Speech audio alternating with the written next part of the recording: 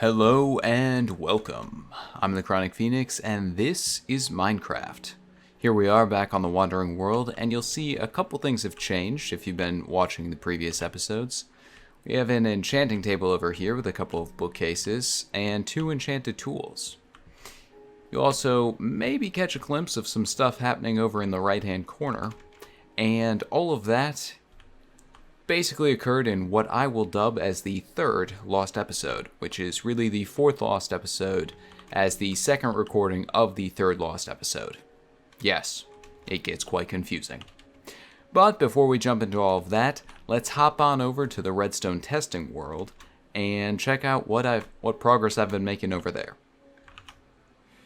Alright, here we are in the redstone testing world, and as you can see, there is quite a bit that was done here. Now, the way that I best learn things is to sort of gather as much information as I can, as quickly as I can, and then just jump into the deep end and experiment and figure it out. Look things up if I need to, but really just, learn as I go, learn in the moment. That's how I taught myself game dev and most of the things that I know. So that's exactly what I did here. I had some fundamental knowledge back from the old days when I played Minecraft, but that was a long time ago, and a lot of this stuff did not exist. And, even the core stuff, in some ways, just functioned differently.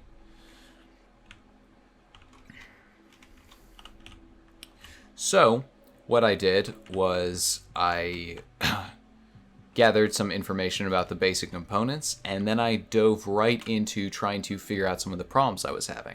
One of those was trying to figure out how to distribute items among an array of furnaces in order to create a super smelter.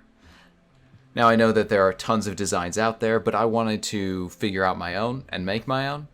So the initial thing that I wanted to do was to create a loading system for a minecart hopper, and to have it move back and forth until it was out of items in order to evenly distribute them.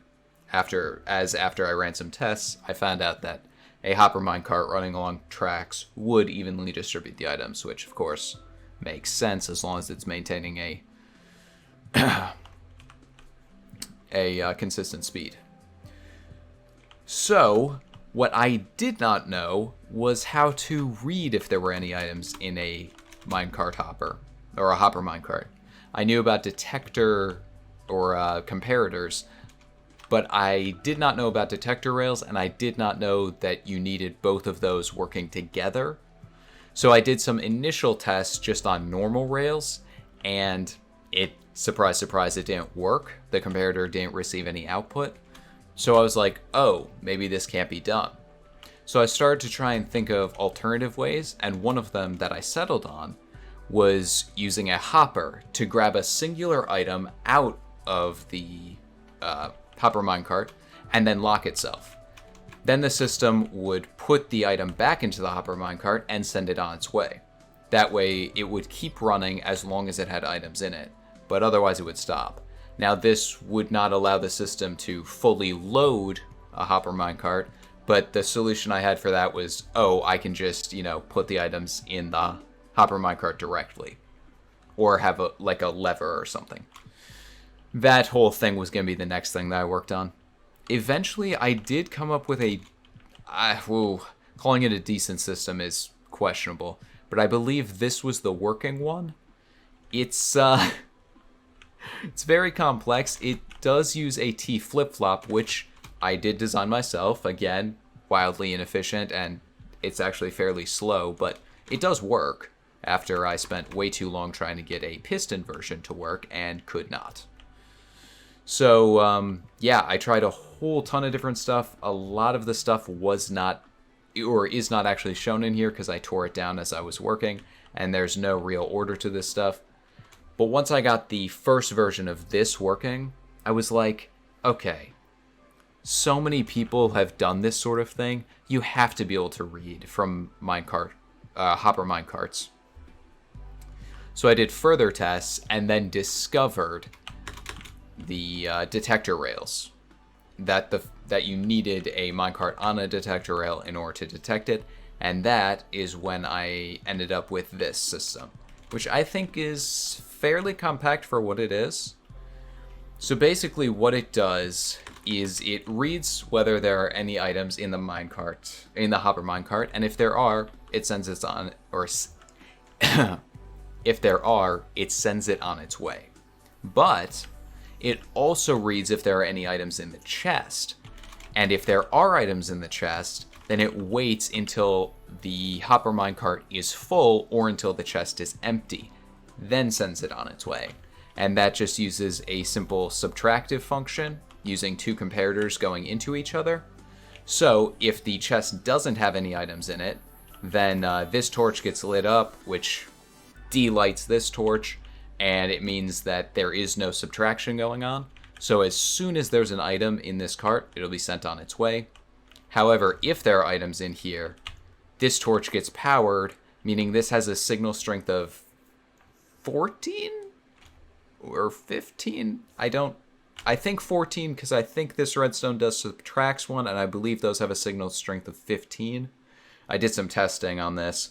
Again, yes, I am basically learning most of this just through experimentation, so not the most efficient way to learn it, and I'm gonna get a bunch of stuff wrong, but it's how I enjoy it. So either way, so it subtracts from the signal coming from here, so it waits until this is full. Now there is a problem where if you have a whole bunch of different items in the minecart and you have all of the slots filled up with incomplete stacks and then a different series of items in the chest, this will never move.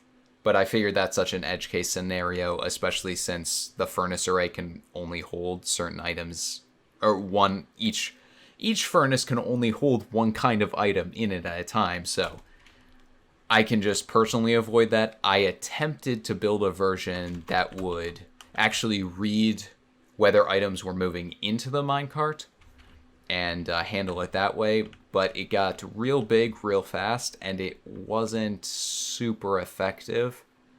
So I'm still working on that. I plan on figuring out how to do that for no real reason, nothing to do with like efficiency or anything, just because now I know that I maybe can, and it's a challenge, and I can't ignore a good challenge. So those were all of those systems. These couple of things were trying to figure out how to split one source of items equally into two or more chests. And I thought initially I would do it using rails, and this did work. It wasn't the quickest thing, but it did work. And then I remembered seeing something about forcing a minecart hopper onto multiple, or a hopper minecart. Man, I can't believe I keep getting that backwards. Hopper minecart onto multiple hoppers. And so I ran a simple test, and this is really fast and super space efficient. So I will, of course, just be using this, though I won't actually be needing this anymore because I found out something about the kelp farm.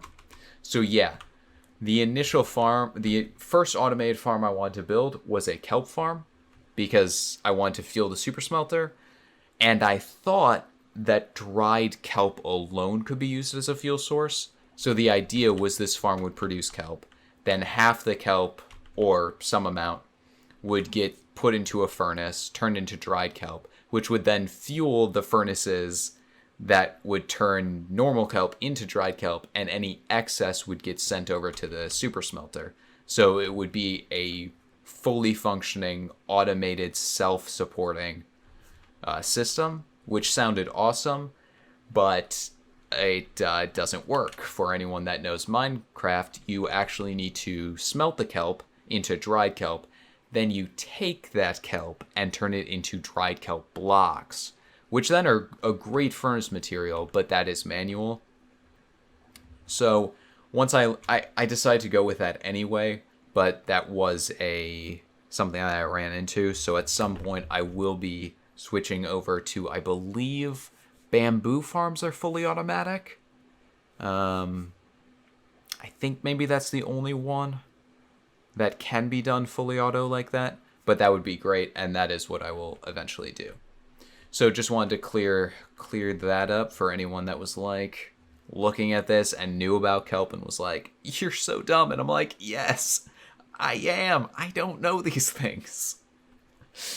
So this actually took a lot of work to actually figure out how to get working, and ooh, it has some problems, but it's mostly effective.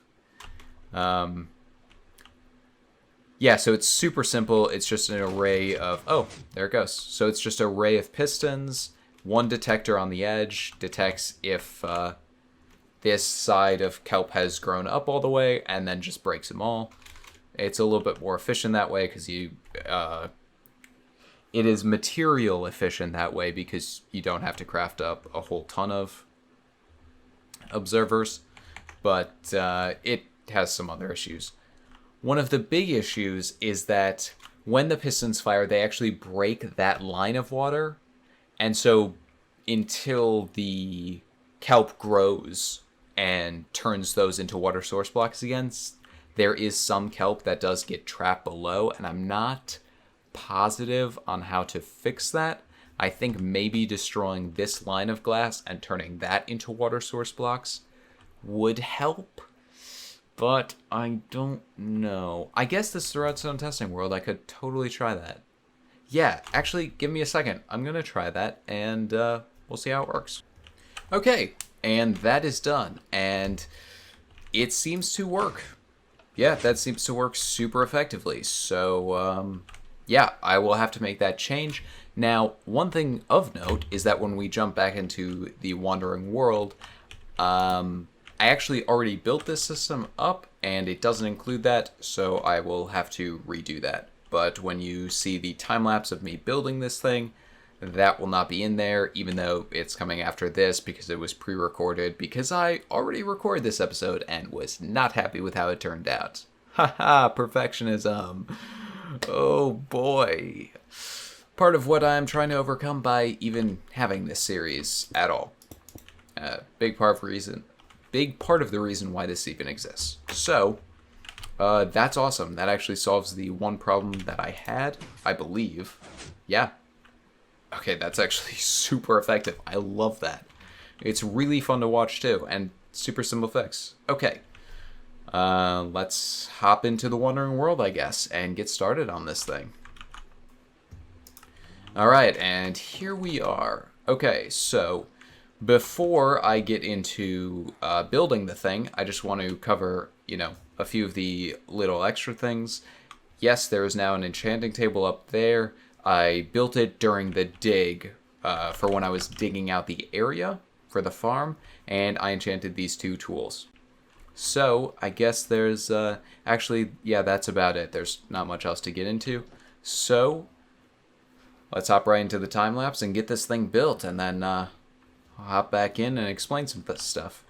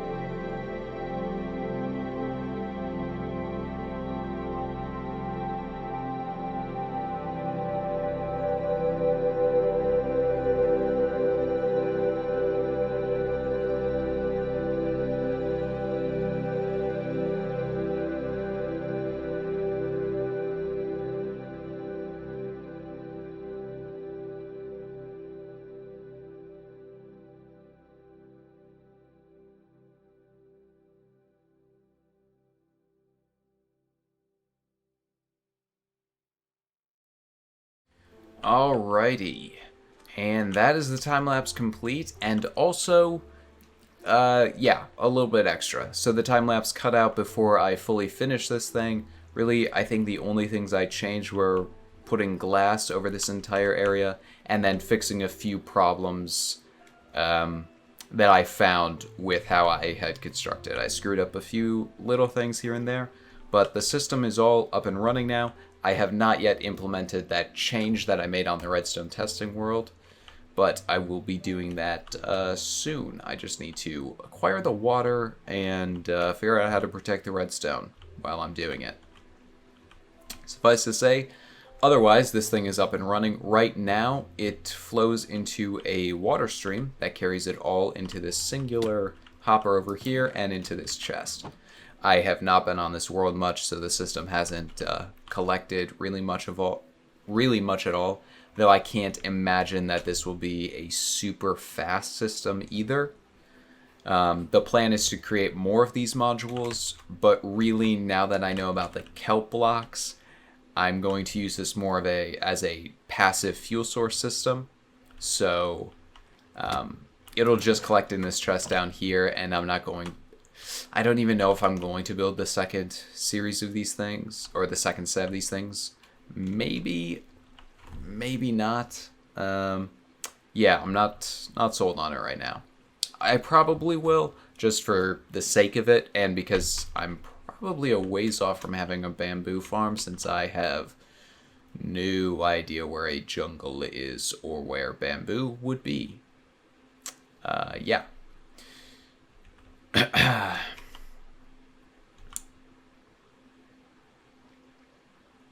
Okay, I just zoned out there for a minute, trying to remember what I was. Just the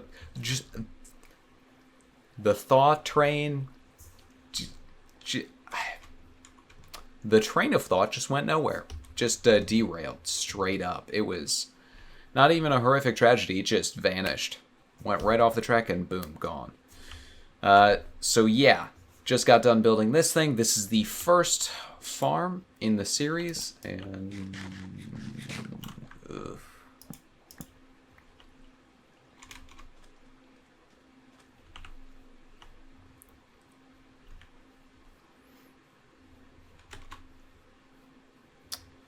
okay, so yeah, not too much else to go over in this episode. This farm was really the whole of it, getting this thing built, getting the time-lapse working. It was my first time trying to use the replay mod, and the time-lapse is nothing fancy. There's not even any camera movement. It was honestly, I hate saying it was confusing enough to get working, because it really wasn't. It was just confusing for me, which is really sad, since I spend all of my time on computer-related stuff and programming and game dev and whatnot. But, you know, I figured it out in the end. What kind of yields does this thing have? So I think I had 60... Like, nothing, I guess. Okay, yeah. If I actually want this to produce much at all, I think I am very much going to need those 2 extra modules. But suffice to say, I'm not really sold on this thing. I actually really like the design. I just know it's not terribly efficient and probably not the best way to build this.